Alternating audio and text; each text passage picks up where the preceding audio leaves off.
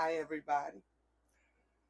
I'm Blue, and I'm welcoming you all to my new page. I want you to follow me. I am Blue New, and I'm doing what God told me to do. So today I have a guest who is very, very close to me. She is a daughter, she's a friend, she's a loved one. I'm just kind of setting the pace. She's if you once she starts talking and you look at her eyes, she'll mesmerize you. She does magic with those eyes. So y'all see, I had to put my blue ones on because I'm trying to keep up with her. Hers real. I purchased mine, but hey, they still mine. So this is Brandy, and I want you all to welcome her on. Um, I asked her a couple weeks ago to come on and share some of her life with us. It's very intimate. She'll share things that maybe some of us are going through, something that you're familiar with.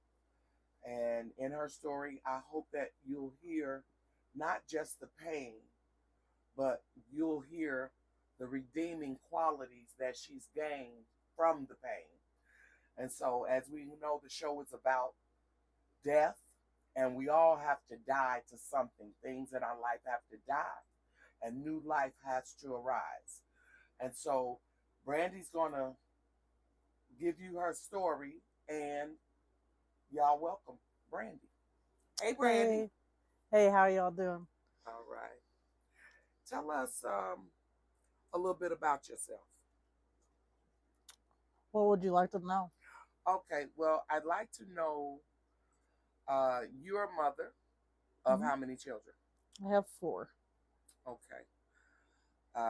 What ages are they? So I have Adrian, that's 16, Serenity is 13, Lorelai, who I don't get to see anymore. She's 12, 11, 12. And then there's Kennedy, and she's almost 10. So that's your twin. Mm. Yeah, that's my baby, Kennedy. I love the Kennedys anyway, but when she told me her baby was Kennedy, baby, that baby just blew me away. So I'm gonna ask Brandy a few questions about things that are very relevant in today's world. So, Brandy, I guess the one thing I want you to do is share with us some of the things that brought you to a halt in your life, like relationships, how you deal with relationships, how a relationship is going for you, be it with your children. In fact, how's your relationship with yourself? How do you like Brandy? Do you like It, Brandy? I, it's hit and miss. It really is. There's some days where I just think that I'm doing the best that I can do, and there's other days where I think that I could always do better. Why is it hit and miss? Why don't you have like total complete self love for you? Like, ooh, I'm the bomb. It's about me. I love me. That I love me too thing. Because I'm better at giving other people love and acceptance than I am giving love and acceptance to myself. Okay, now that's taking us to another level. Why are you better at giving than you are to receiving love? Are you open to love? I'm open, Did but that just start or yeah, it recently started whenever I got with Caleb.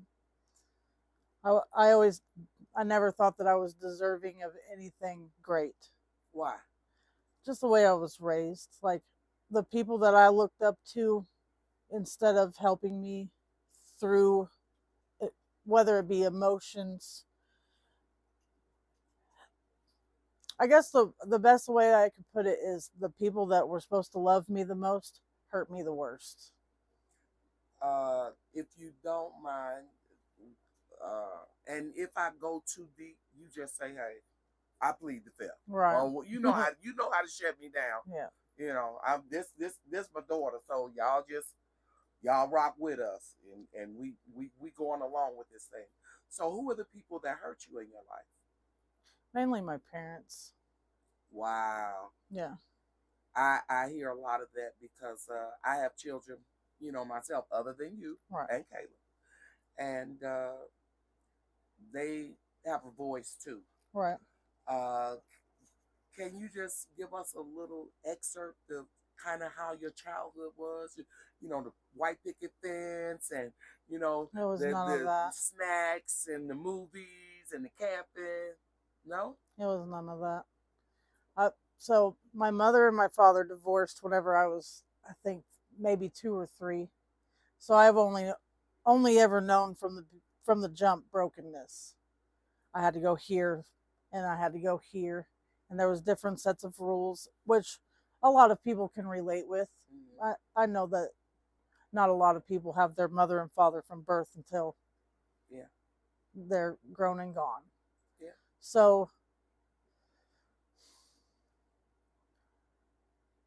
at my mom's house, I got more of the love that I felt like I needed whenever it came to, well, she more bought my love than she showed it to me. And she's growing as a person, and I'm really proud of the person that she is becoming, but it has taken a whole lot from her to be able to heal herself. So I don't hold it against her, but she would buy me things. She would do really really bad things, like go out to the bars, ignore me, not have much to do with me, and then we would fight, and then she would storm off to her room, and then she'd come back 2 minutes later like nothing ever happened. And so I have unfortunately developed a lot of that, where I walk off, I calm down, and I come back and I'm like, okay, it's over with. I'm over it, so you should be over it too. Wow. So it is a toxic trait to have, instead of being able to open up and really dig down into, hey, I was wrong for how I spoke to you and I apologize. And be sincere and mean it, and changed actions are the most important thing. You can tell somebody that you're sorry over and over again, but until you change your behaviors, your sorry is just a drop in a bucket. It doesn't matter. Wow. She sound like she know me. Mm. She got some good stuff. Did y'all hear that word? She said toxic trait. So Brandy and I have some similarities in child rearing and even being a child. I came along in a household with dysfunction. I did have both of my parents. My mother was an alcoholic. My dad was a gambler, but they were functional in the things that they did.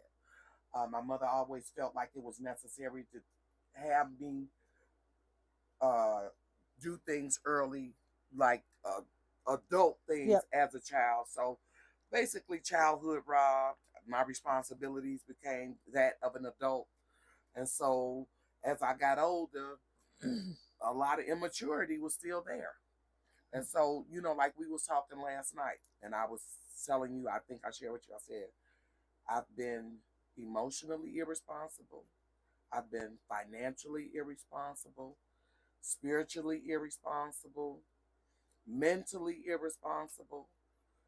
Uh, I think that was another one. Maybe affectionately irresponsible or intimately. So all that encased coming up when you tell me about your mom and that type of dysfunction, and that's just one household, Yeah. since your parents were divorced, so I you have a had to go whole to nother one. another household with some rules and regulations. So tell me about that. So with my dad, he married my stepmom. And whenever I was a kid, I was like, man, you're not my mom. I'm not gonna listen to you. Mm-hmm. So I was defiant. Okay. But on top of that, like I desperately wanted a relationship with my dad. Like the ones that you see in the books. That's Mm-hmm. oh my. daddy's girl. Man, I Yes, wanted that yes, so yes. bad. Where my dad was just going to be my partner in crime, Mm-hmm. but he gave it all to her son. And then he gave it all to my older brother, and they all had their thing to do. And I was just there. And it didn't matter what it was. I just wanted something to do with my dad. Mm-hmm. And it wasn't until I was older that, and, and I'm talking 21, 22, Mm-hmm. where the only thing that him and I really had to talk about was cooking or how are the kids whenever he's asking about my kids. Mm-hmm. But I never got that. That And then, closeness, that yeah, intimacy, like, you have, hey, dad, your dad called, you be like, yeah, oh, this is my daddy, shh, yeah, stuff like never that. had that. And I desperately really wanted that, but I just kept getting hurt and hurt and hurt. So I was just like, I was over it. Like at a certain point, I was like, you know what? I'm so tired of trying for for me to be important to you that Uh-huh. it's just not important to me anymore. So I quit trying and I quit talking to him. And then he had shut me out from a lot of important things, like my grandma getting put on hospice. And Mm.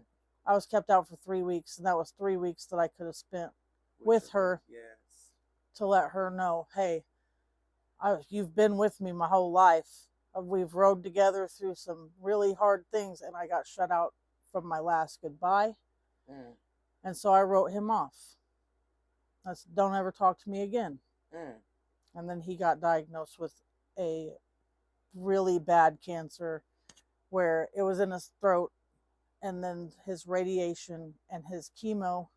The radiation had caused an ulcer that formed to his carotid artery. Mm. So he was on a feeding tube. His throat was really raw. He couldn't eat food anymore. And then one day he was sitting, he called me and he said, hey, I really need some help. Mm. And I ignored it. I didn't want to hear it. Oh.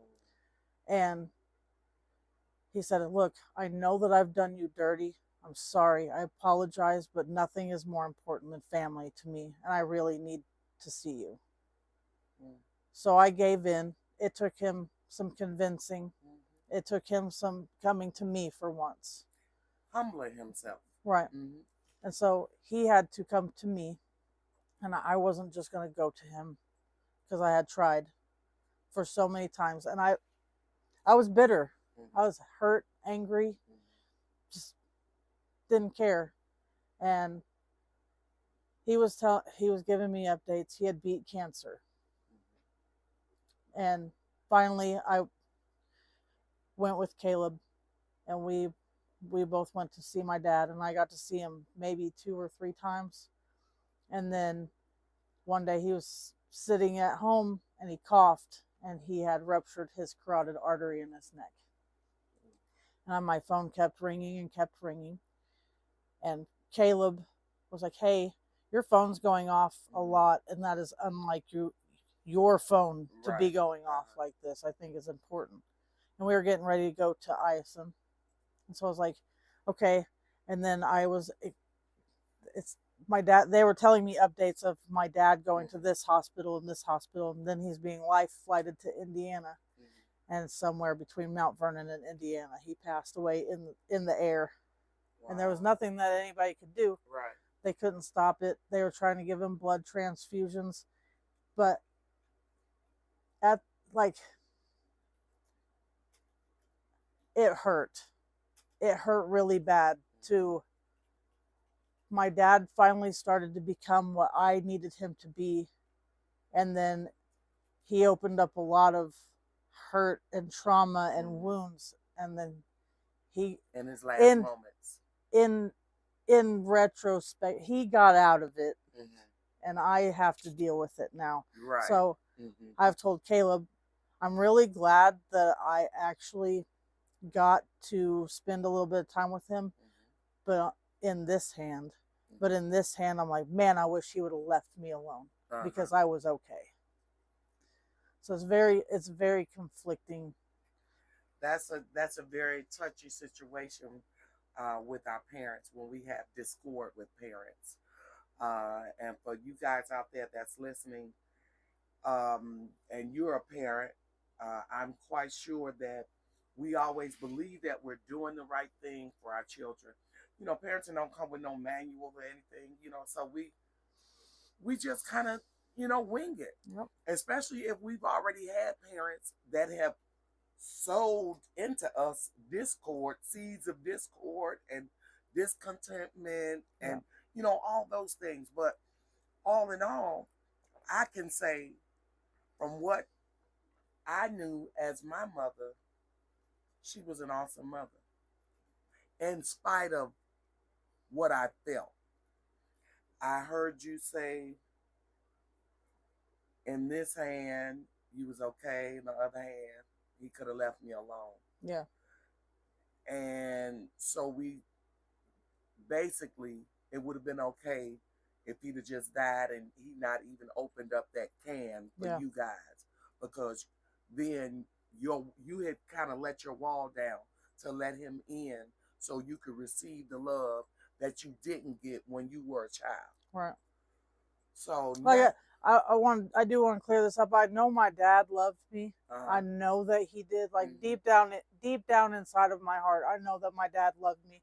He was just dealing with his own trauma, right, and he did not know how to heal through it to mhm, where he could show me, hey, you're important, you're loved, and you matter. right, And now that he's gone, I'm like, man, I wish I would have just gave him that time. So mhm. if you have discord with your parents, please just sit down and talk to them, and just give them the time that they need.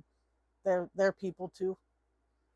And we, Lord have mercy, Lord knows we have, honey. If I was talking to one of my kids right now, they they can give you all the, see this right here, that negative. Mm-hmm.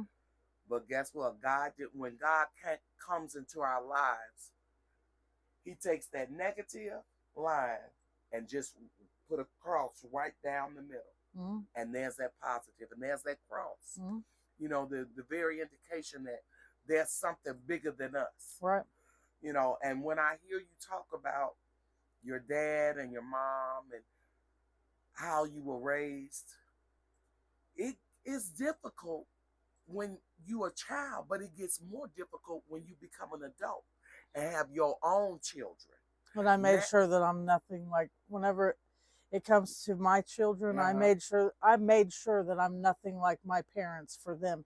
I could be a little more affectionate. I could be a little more for them in every way mm-hmm, that a parent needs to be. But for the longest time, I was their mom and their dad. yeah. So what do you do with that? Well, we go to the one who we say either he exists or he don't Right. exist.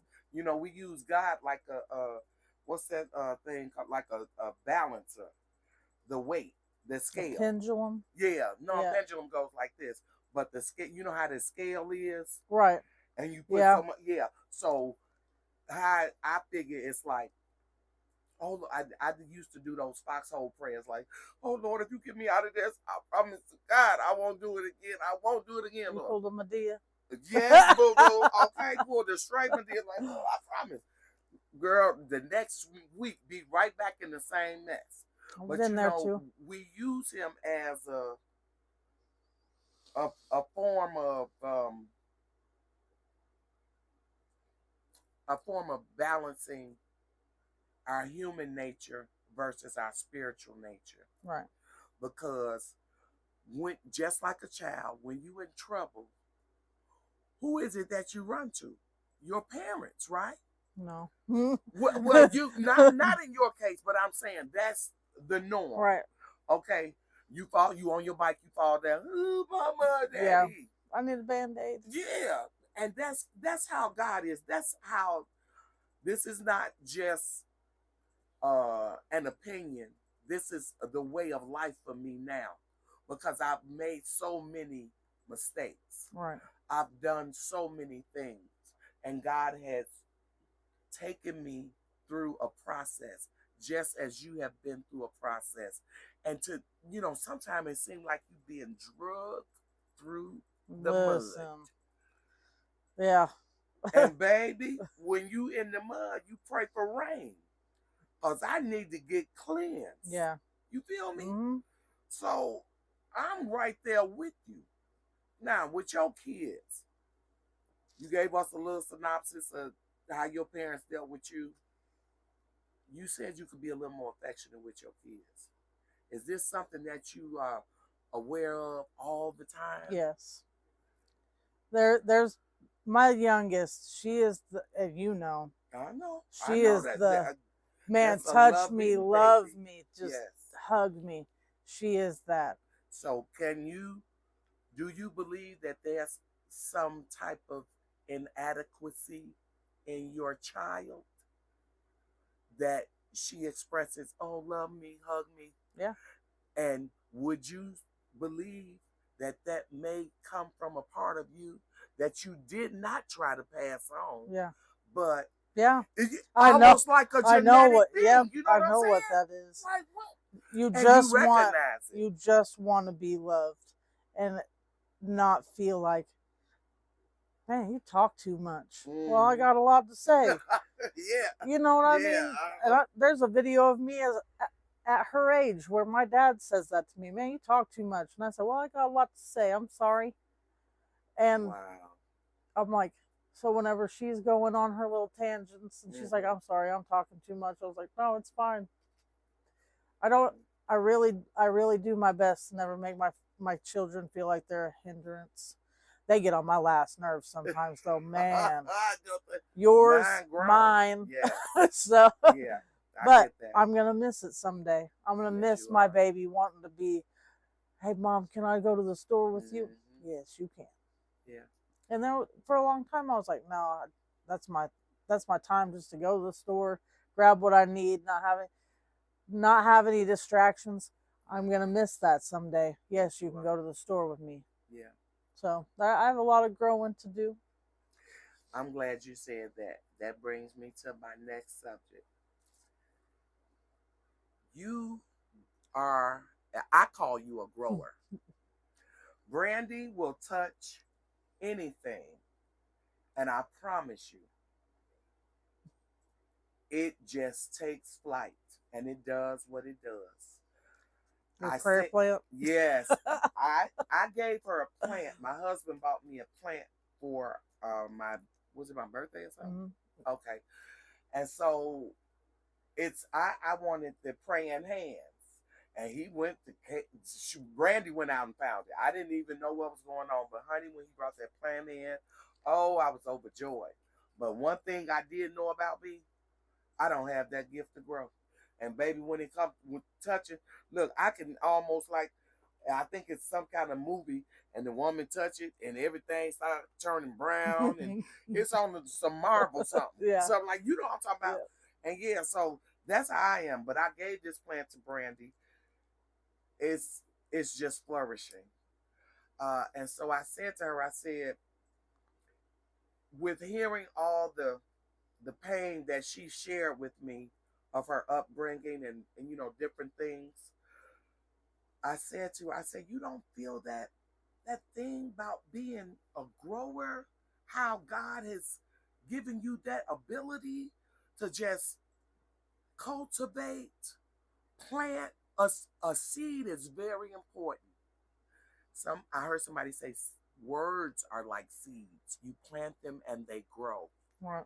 So be careful what you say to people, Yep. because You're it not just, wrong. yeah, just like you were saying how you were needing that love and wanting that love. Guess what? Your parents wasn't planting that type of seed. No. And so with them not planting that type of seed, you said, okay, I'm going to take from that they're not doing, and God give me a double portion of the growth. And everything I touch is going to be green, it's going to be healthy, it's going to show its color, it's going to show its flavor. Talk about that growing. That's Would you that's say you have accurate. that ability? I do. That that's a different type Not of smile not I'm seeing only on you. not only in Uh-huh. the garden, but like people feel comfortable if they need to talk to somebody Mm-hmm. that they know. Oh well, I'm gonna tell her this, and then Jim Bob down the street's gonna know exactly what I was talking. No, Mm-hmm. no. Mm-hmm. What stays, what's brought to me stays. Mm-hmm. It doesn't. I don't spread misinformation. I don't Mm-hmm. put weeds in people's gardens. Okay. Hey. So she doesn't cultivate weeds. She grows plants and things that are healthy for the spirit and the soul. So last week, y'all know I was talking to my son Caleb. He didn't really come on the air. He's also my producer. And so Caleb is her fiance, her husband. And so Caleb has special gifts. And so I said to them both, I said, y'all don't see what I see. You know, sometimes we can be so consumed with everyday life, like the kids, school, you know, food, groceries, rent, you know, So da da much. da, this and that. And you weigh down with that everyday stuff like that. Mhm. You will miss who you are. Right. But thank God, sometimes God put people in your view that are able to remind you this is who you are. So, you know what? You guys did for me. I was also a parent that sowed seeds of discord with my children. They're older now. I know they remember that, just like you said and told me the memories of your parents. I believe that every meeting is divine. When we moved across the street from each other, when I said to you last night, I saw you with all the tattoos and the piercing, I said, staying away from that. That's a lot of pain and anguish over there. I'm gonna just keep my distance, Lord. But the Lord said, no, you ain't. And she got something you need, and you got something she needs. So y'all be clear. Don't judging a book by its cover. And I don't really call it that.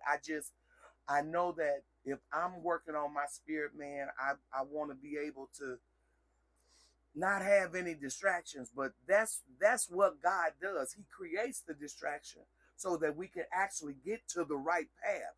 Okay, so he's setting up blockers. So it was for me to meet this lady who is a grower, and she loves seeds. She does the right thing with them. Even though in her life she didn't see seeds that would grow, that would harvest a big crop. Instead, it was seeds of negativity. Yep. But look what God did for you. You turned all that around, Brandy. So what you did was let all those old seeds, they died. That's what we're talking about, death. And I'm telling you, death is something to be celebrated, baby. Because, baby, old me died and new me is here.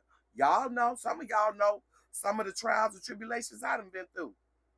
And so when you get real people going through real true time things, it hit home. I don't know for y'all, but it hit home for me.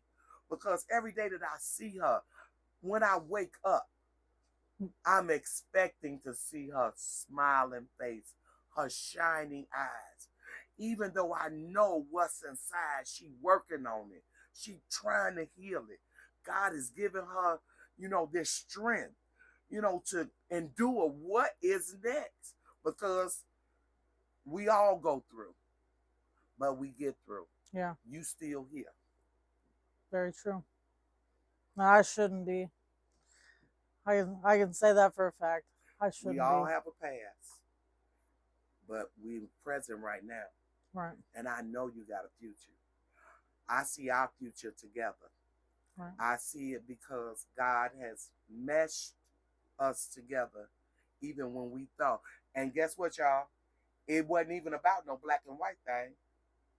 She from a place where she told me, had me rolling. She said, I thought just black people lived out of the country. And I in the said, black cities. girl, she had me rolling. In cities. And yeah, that's what you thought. I grew up where there was no black people. There was no other culture but hillbilly ass white. Baby, hello, somebody. See what I'm saying?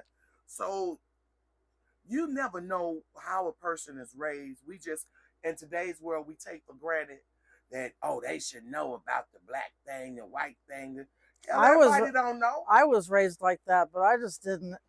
It's never sat with me. I've always been told negative about black culture, and it's never sat right with me. Just like the gay community, I don't judge people just based on what they look like, Right. or what they believe in. Yeah. Now, if you got like messed up stuff where you mess with kids, That's then I yeah, don't. that's what's up a different Nah. color for So sure. like that's there's just things that just don't sit right with me. Like, yes, I was raised in a certain way where my parents and grandparents, they were racist. I don't know so much about my dad. I didn't really get to that. Right. But my mom's side of the family is very racist, and they're loud about it. And that has never sat well with me, where I'm just like, they're just people.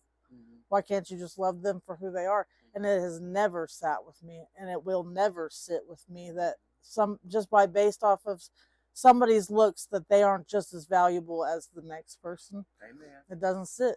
Amen. And I won't hold that. Now, see, even with everything that you've been through, you you've always found the light at the end of the tunnel for whatever situation it was, and that's what I love about you. That's the great ability about the growing, the things that you do.